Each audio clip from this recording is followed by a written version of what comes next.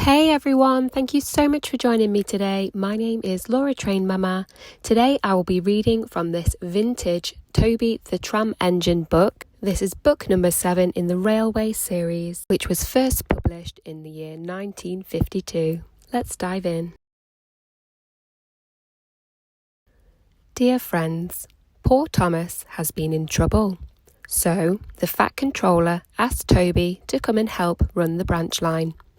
Thomas and Toby are very good friends. Toby is a funny little engine with a queer shape.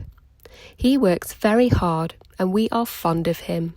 We hope you like him too. The author. Toby and the Stout Gentleman. Toby is a tram engine. He is short and sturdy. He has cow catchers and side plates and doesn't look like a steam engine at all. He takes trucks from farms and factories to the main line, and the big engines take them to London and elsewhere. His tram line runs along roads and through the fields and villages. Toby rings his bell cheerfully to everyone he meets. He has a coach called Henrietta, who has seen better days. She complains because she has few passengers. Toby is attached to Henrietta and always takes her with him. She might be useful one day, he says. It's not fair at all, grumbles Henrietta, as the buses roar past full of passengers. She remembers that she used to be full, and 9 trucks would rattle behind her. Now there are only 3 or 4, for the farms and factories send their goods mostly by lorry. Toby is always careful on the roads. The cars, buses and lorries often have accidents.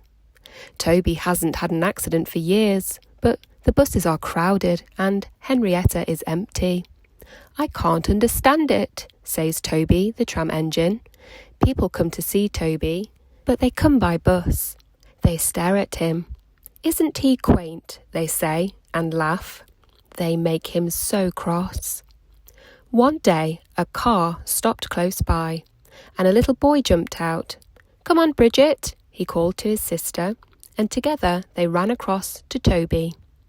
2 ladies and a stout gentleman followed. The gentleman looked important, but nice. The children ran back. Come on, grandfather, do look at this engine. And, seizing his hands, they almost dragged him along. That's a tram engine, Stephen, said the stout gentleman. Is it electric? Asked Bridget. Whoosh, hissed Toby crossly. Shh, shh, said her brother. You've offended him. But trams are electric, aren't they? They are mostly, the stout gentleman answered, but this is a steam tram. May we go on it, grandfather, please? The guard had begun to blow his whistle. Stop, said the stout gentleman and raised his hand. The guard, surprised, opened his mouth and the whistle fell out.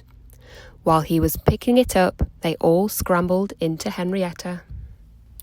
Hip, hip, hooray, chanted Henrietta, and she rattled happily behind. Toby did not sing. Electric indeed, he snorted. He was very hurt. The stout gentleman and his family got out at the junction, but waited for Toby to take them back to their car. What is your name? Asked the stout gentleman. Toby, sir. Thank you, Toby, for a very nice ride. Thank you, sir, said Toby politely. He felt better now. This gentleman, he thought, is a gentleman who knows how to speak to engines.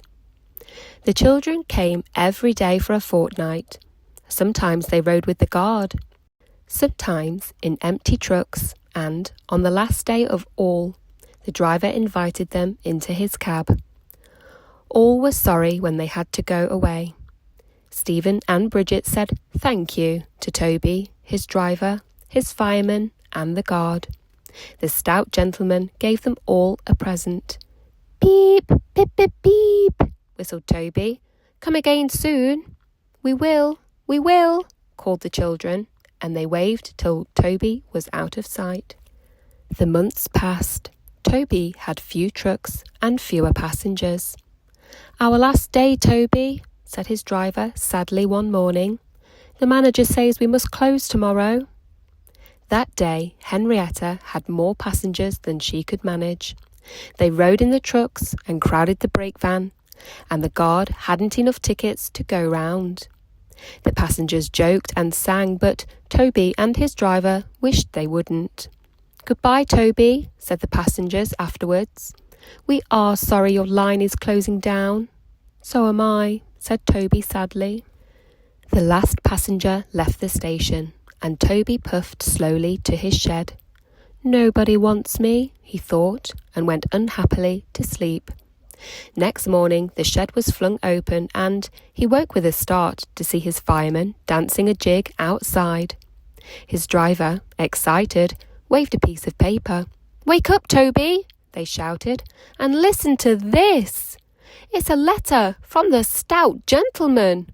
Toby listened and, "But I mustn't tell you any more, or I shall spoil the next story."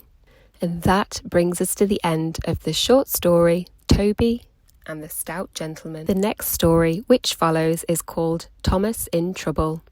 Don't forget to check back for that story in the vintage book. And if you enjoyed listening with me today, please don't forget to like the video and make sure you are subscribed to the channel, so in future you don't miss a thing. Have a great day.